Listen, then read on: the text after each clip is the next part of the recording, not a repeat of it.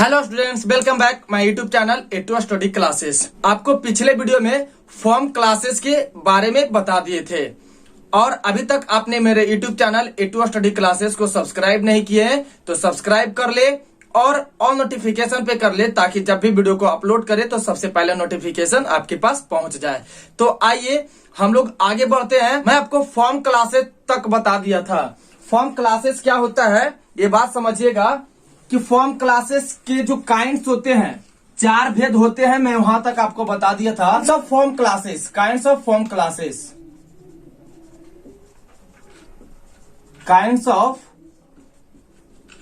Form classes, यहां तक मैंने आपको बता दिया था। मैं ये भी बताया था कि four kinds of form classes, यानी फॉर्म क्लासेस के चार भेद यानी चार प्रकार होते हैं। जिसका मैं ये भी बताया था एक एक वर्ड लेकर कि नाउन से प्रीफिक्स सफिक्स कैसे बनता है, उसका एडजेक्टिव का कैसे बनता है, वर्ब का कैसे बनता है, एडवर्ब का कैसे बनता है। तो आइए उसका काइंड्स कौन कौन सा है थोड़ा सा पहले बता दे। पहला आपका है नाउन, दूसरा आपका एडजेक्टिव और तीसरा है आपका वर्ब और चौथा है आपका एडवर्ब।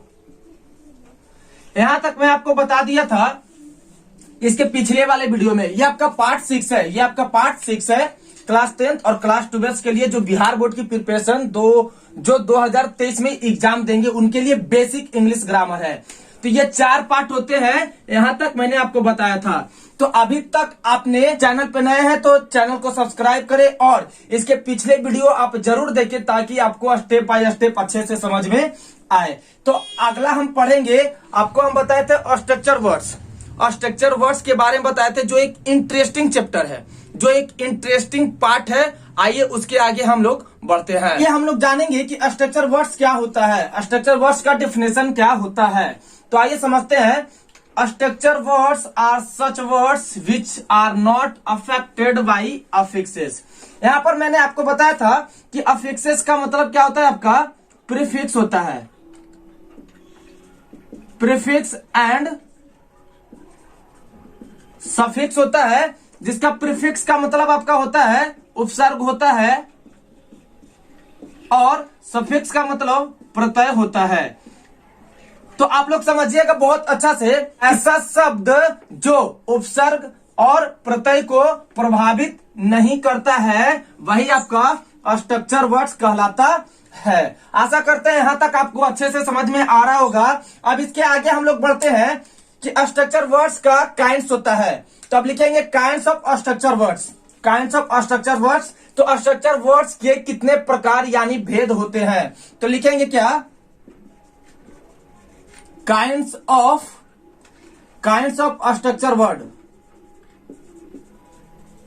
स्ट्रक्चर वर्ड्स कितने प्रकार होते हैं। तो स्ट्रक्चर वर्ड्स के आपके 10 प्रकार होते हैं। लिखेंगे 10 काइंड्स ऑफ स्ट्रक्चर वर्ड्स। हम लोग समझेंगे कि स्ट्रक्चर वर्ड्स के वो 10 काइंड्स कौन कौन से होते हैं, ये हम लोग आगे बढ़ते हैं। पहला आपका होता है प्रोनाउन होता है। पहला क्या होता है, प्रोनाउन होता है। तो हम लोग समझेंगे कि जो 10 पार्ट्स होते हैं उसी के बारे में हम लोग जानेंगे। आइए हम लोग आगे बढ़ते हैं कि काइंड्स ऑफ स्ट्रक्चर वर्ड्स। तो मैं बता चुका था आपको कि 10 काइंड्स ऑफ स्ट्रक्चर वर्ड्स होते हैं, वो कौन कौन से होते हैं आइए जान लेते हैं। पहला आपका होता है प्रोनाउन, प्रोनाउन का मतलब होता है सर्वनाम। दूसरा आपका होता है प्रीपोजिशन जिसे हम लोग संबंध बोधक अव्यय कहते हैं। तीसरा होता है कंजक्शन यानी संयोजक। चौथा होता है इंटरजेक्शन यानी विस्मयादि बोधक अव्यय होता है। और पांचवा होता है ऑक्सिलरी वर्ब्स। ऑक्सिलरी वर्ब्स का मतलब होता है सहायक क्रिया जिसमें आ जाता है आपका इज, एम, आर, हैव। इसे हम लोग हेल्पिंग वर्ब भी बोलते हैं, इसे हम लोग हेल्पिंग वर्ब भी कहते हैं। आइए छठा क्या है, इंटेंसिफर है। इंटेंसिफर का मतलब क्या होता है, बल सूचक शब्द होता है जिसमें हम लोग बल देते हैं, बल का प्रयोग होता है। सातवां क्या होता है? Sentence connector. सेंटेंस कनेक्टर का मतलब होता है वाक्य संयोजक। वाक्य संयोजक का मतलब होता है दो वाक्यों को वो कनेक्ट करता है, जोड़ने का काम करता है। आठवां है आपका डिटरमाइनर्स। डिटरमाइनर्स क्या होता है? डिटरमाइनर्स का मतलब होता है दृढ़ता सूचक शब्द होता है। और नौवां है आपका सब ऑर्डिनेटर्स। सब ऑर्डिनेटर्स का मतलब होता है अधीनस्थ संयोजक होता है। और 10वां आपका होता है क्वेश्चन वर्ड्स होता है, जो प्रश्नवाचक शब्द कहलाता है। तो ये थे आपके स्ट्रक्चर वर्ड्स के काइंड्स थे। अब आगे बढ़ते हैं। अगला पॉइंट क्या है आपका? नोट पॉइंट है। इसको आप नोट डाउन कर लीजिएगा कि 1 to 4, 1 से लेकर 4 तक, 1 to 4 kinds are defined in parts of speech. कहने का मतलब क्या है कि ये जो आपका 10 भाग है, इसके पहले हम फॉर्म क्लासेस में आपका जो 4 काइंड्स थे सारा का सारा बता चुके हैं, यानी नाउन, एडजेक्टिव, वर्ब, एडवर्ब, यहां तक हम लोग बता चुके हैं। तो यही आपका नोट पॉइंट है कि 1 से लेकर 4 तक आपके जो डिफाइन किया गया है वो पार्ट्स ऑफ स्पीच में आपको बता दिया गया था। अब हम लोग पढ़ेंगे part by part structure words के। तो स्ट्रक्चर वर्ड्स के पहला पार्ट जो है आपका प्रोनाउन है। तो हम लोग प्रोनाउन से स्टार्ट करेंगे, क्योंकि ये जो 4 काइंड्स थे आपके नाउन, एडजेक्टिव, वर्ब, एडवर्ब, वो आपको पार्ट्स ऑफ स्पीच में डिफाइन कर परिभाषित कर आपको बता दिया गया था। और अभी तक आपने इसके पिछले वाले वीडियो को नहीं देखे हैं तो वीडियो को जरूर देखिए, ताकि आपको step by step, point by point आपको अच्छे से समझ में आए। ये आपका पार्ट 6 है। ये आपका पार्ट 6 है, ताकि 5 वीडियो यानी part 1, part 2, part 3, part 4, part 5 तक वीडियो को अपलोड कर चुके हैं। ये आपका पार्ट 6 है। आप शुरू से जरूर देखिए। बेसिक ग्रामर है जो आपको अच्छे से पता होना चाहिए, ताकि आप भी इंग्लिश को अच्छे से समझ सके, आप भी किसी के सामने बोल सके, ताकि आपको गिल्टी फील ना हो, इंसल्ट फील ना हो। तो आइए हम लोग प्रोनाउन की ओर बढ़ते हैं। इसके पिछले वाले वीडियो में मैं आपको बता चुका था कि जो आपके प्रोनाउन होते हैं, कंजक्शन होते हैं, इंटरजेक्शन होते हैं, और एक पार्ट और थे वो आपको इसके पिछले वाले वीडियो में बता चुके हैं। तो ये आपका 5वां नंबर है। 5वां नंबर क्या है हम लोग समझते हैं। 5वां नंबर आपका है ऑक्सिलरी वर्ब है। 5वां आपका ऑक्सिलरी वर्ब है। इसका मतलब होता है सहायक क्रिया होता है। हेल्पिंग वर्ब भी इसको कहते हैं। तो आइए हम लोग समझते हैं कि ऑक्सिलरी वर्ब होता क्या है, इसका डेफिनेशन क्या होता है।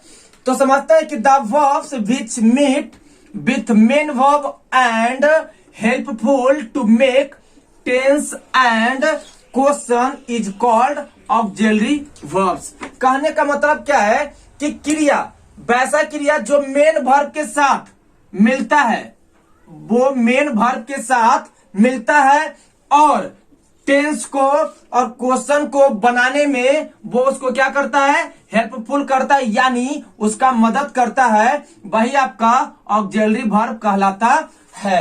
तो आइए हम लोग एग्जांपल इसका देखते हैं। एग्जांपल क्या क्या होता है। तो एग्जांपल आपका हो जाएगा is, are, am, was, were, और बहुत सारा हो जाएगा has, have, had, should, would, could,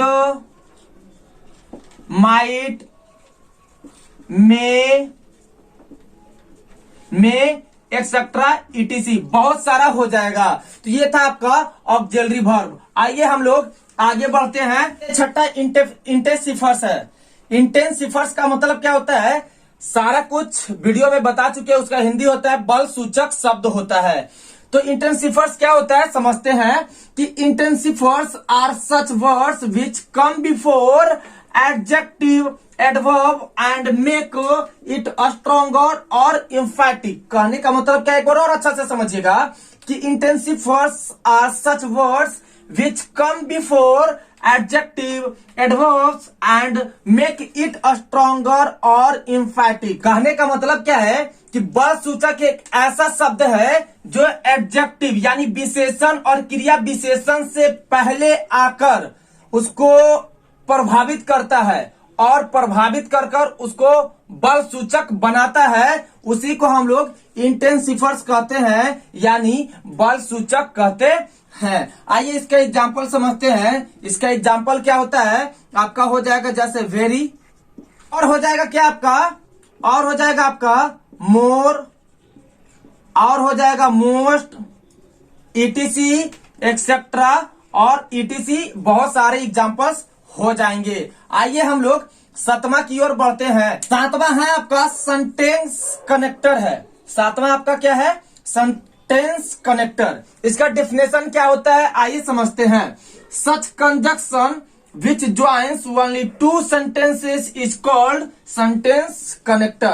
कहने का मतलब क्या है कि वैसा संयोजक जो केवल क्या करता है, दो सेंटेंसों को यानी दो वाक्यों को ज्वाइन करने का काम करता है, यानी जोड़ने का काम करता है, that is called sentence connector. वही आपका सेंटेंस कनेक्टर कहलाता है। आशा करते हैं स्टूडेंट्स समझ में आ रहा होगा, और आपने अभी तक मेरे YouTube चैनल को सब्सक्राइब नहीं किए तो सब्सक्राइब कर ले और ज्यादा से ज्यादा दोस्तों को जोड़े, ताकि यहाँ पे आपको बेसिक से इंग्लिश ग्रामर बताया जा रहा है, ताकि आपके स्टूडेंट्स, आपके फ्रेंड्स लोग छूटे नहीं और बेसिक से पढ़े। जो बोर्ड एग्जाम की 2023 के लिए प्रिपरेशन कर रहे हैं, उनका इंग्लिश इतना अच्छा से मजबूत हो जाए कि वो कभी अपने आप को इंसल्ट फील ना करे, कहीं बोलने में, कहीं समझने में। तो ये आपका पार्ट 6 है।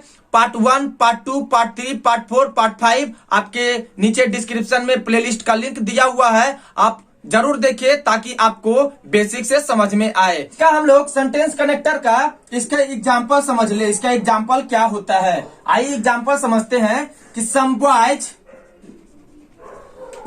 boys are playing but some are reading।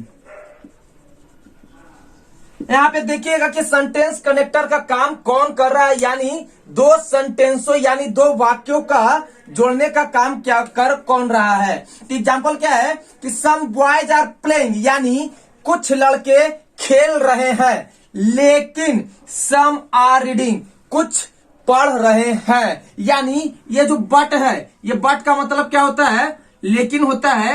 यही आपका सेंटेंस कनेक्टर का काम कर रहा है, यही आपका दो सेंटेंसों को जोड़ने का काम कर रहा है। तो अभी तक आपने मेरे चैनल को सब्सक्राइब नहीं किए हैं तो प्लीज सब्सक्राइब करें और अपने दोस्तों को ज्यादा से ज्यादा शेयर करें, ताकि वो भी अच्छे से इंग्लिश ग्रामर को पढ़ सके, उनको भी समझ में आए। अगर उनका बेसिक कमजोर है तो ज्यादा से ज्यादा स्टूडेंट्स को, फ्रेंड्स को जोड़े, क्योंकि आपके सपोर्ट के कारण ही हम लोगों को इतना एनर्जी मिलता है। तो आइए हम लोग 8वां की ओर बढ़ते हैं। 8वां नंबर क्या है, आइए हम लोग समझते हैं कि 8वां नंबर क्या है। 8वां नंबर आपका है डिटरमाइनर्स है। डिटरमाइनर्स का डेफिनेशन क्या होता है कि determiners are such words that are normally used before a noun। Determiners एक ऐसा शब्द है जो नाउन के पहले, जो नाउन के बिफोर यानी नाउन से पहले उसका सामान्यतः प्रयोग किया जाता है,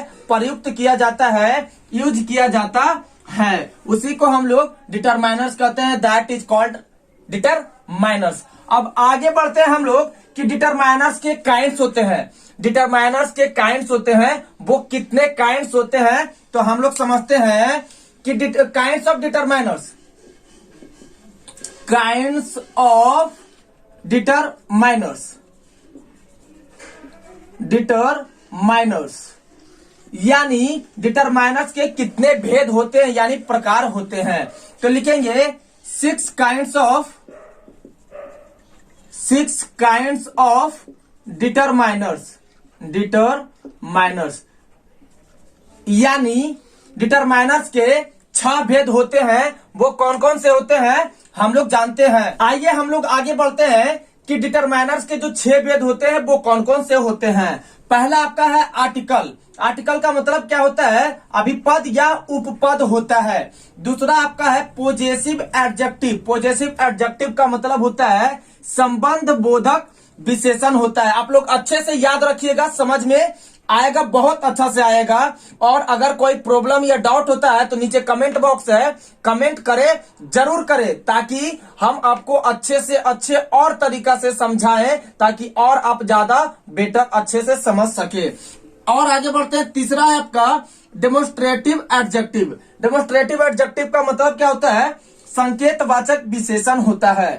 चौथा है आपका adjective of number and quantity. ये आपका एंड है, ठीक है, ये आपका एंड है, समझिएगा अच्छा से।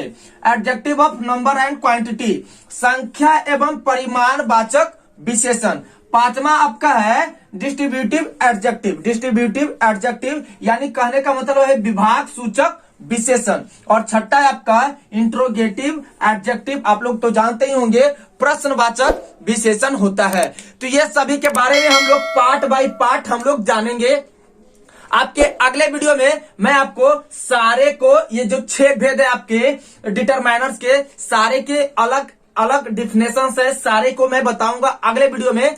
तो आपको यह वीडियो कैसा लगा कमेंट करना ना भूले, कमेंट कर कर जरूर बताएं। और अपने दोस्तों के पास ज्यादा से ज्यादा वीडियो को शेयर करें, ताकि वो भी अच्छे से इंग्लिश ग्रामर को पढ़ सके और ज्यादा से ज्यादा दोस्तों को जोड़े। और लिंक को ज्यादा से ज्यादा शेयर करें और अच्छे से बोर्ड एग्जाम की प्रिपरेशन करते रहे।